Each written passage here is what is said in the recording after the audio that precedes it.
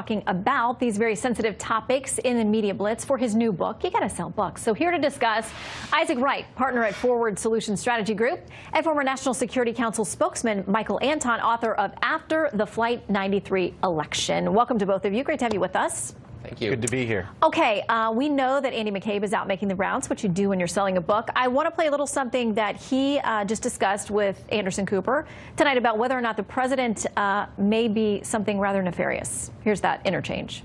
Do you still believe the president could be a Russian asset? I think it's possible. I think that's why we started our investigation, and I'm really anxious to see where Director Mueller concludes that. Michael, you were part of this administration. Is the president a Russian asset? No, I hope your camera caught it. I was laughing as I heard that. It's the most preposterous thing I've ever heard, and I'm amazed that we, as a national media and as a political culture, have been dwelling on this obviously absurd point for 2.5 years, and there's no evidence for it. Now, I just want to say one thing. To me, what stuck out from McCabe's original interview with 60 Minutes, where he said his motivation was to put this Russia collusion investigation or story on a solid footing so that nobody could take it away or walk it back. That's laughable. A solid footing. You'd think that if there were a solid footing for it, 2.5 years in, we'd have something. And I'm still waiting for any evidence at all of collusion by the president or his team. And Isaac, so far, we have had most of the folks who've looked at this, the Senate Intelligence Committee, one of the latest to weigh in on this, to say, like, it's just not there. Now, we wait the Mueller investigation, but until we do, it's nothing but speculation. Yeah, well, that's a great thing I can help clear up right now for Michael. He was looking for what the evidence is. Ask Paul Manafort. He's looking at serving a life prison sentence.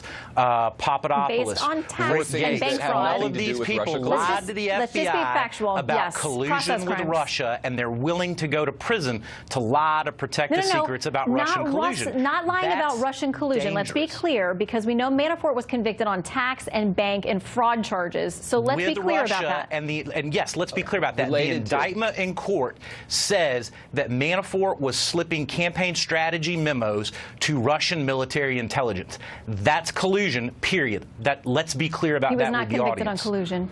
No, he was not convicted on it. The court documents, though, reveal clear collusion. Well, they clearly state he was giving campaign strategy memos to Russian military intelligence. Because what we've been told is that he shared polling information with Russian individuals. But Michael, I've not heard anything that equated to legally to any kind of collusion. Certainly, I mean, keep in mind, the charge here is an extraordinary one, that the president himself is a Russian asset. Asset is an intelligence term. It means you're a spy, betraying your country, handing information, secret information, over to a hostile foreign power. That's just a crazy and extraordinary thing to say. I find it hard to believe that anybody could possibly believe it. And then you have to also ask yourself, if the president were a Russian asset, what have the Russians gotten out of him?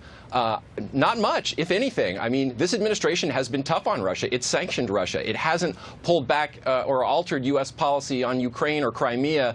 It hasn't reopened Russian diplomatic installations. In fact, it's closed more of them. It's kicked more Russian diplomats and known spies out of the United States. It doesn't seem to me that the administration has given Putin anything he wants, and it's done a lot of things to him that he definitely doesn't want. Well, and Isaac, you know that's the argument that we hear from people who support President Trump, and they'll say also, I mean, he's done things like arming, you know, folks in Ukraine and providing them with a defense system. So why is Donald Trump refused to allow interpreters or notes to be taken on a single conversation he's had with Putin? That's just not true. Everything is above. Hey, Michael, I didn't interrupt you. Don't interrupt me. If everything is above board, why are they so determined to keep it secret? Why is he the first president in modern history to deny those records, to deny that notes be kept, to deny that readouts be given of his conversations with the foreign leader in power? I'm sorry, you just don't know what you're talking about, and I served in this administration. Michael, I appreciate that you served in this administration, but you can Google it. It's not. No, listen, we know that there, gentlemen, we know that there are folks. We know that there are folks on the Hill who say that they want to subpoena and get their hands on those notes on other conversations. Michael, what are you saying about that factual premise is not true? There is one conversation that happened at a dinner after the formal meeting in which there were interpreters and note takers, okay, and in Hamburg at the G8 in 2017 that the Democrats are trying to spin up as some scandal. That is the purpose of those dinners, is to get foreign leaders into a big room and let them mingle. And there, of course, there are interpreters there. There's no way the president could talk to Vladimir Putin without an interpreter because he doesn't speak Russian, and Vladimir Putin doesn't speak English. In a formal meeting, it is true, the policy is that always to have an American interpreter along with the foreign interpreter. Okay. In a social setting like that, it doesn't always connect, and a sidebar conversation over dessert is hardly some kind of scandal that proves the president is a Russian asset. There are lawmakers, as hard as you want to. There are lawmakers who are trying to get their hands on that information, so we'll see. In the meantime, Isaac and Michael, I feel like we could talk to you guys for an hour about a lot of things. So come back. Great to have you. Thank you. Thank you.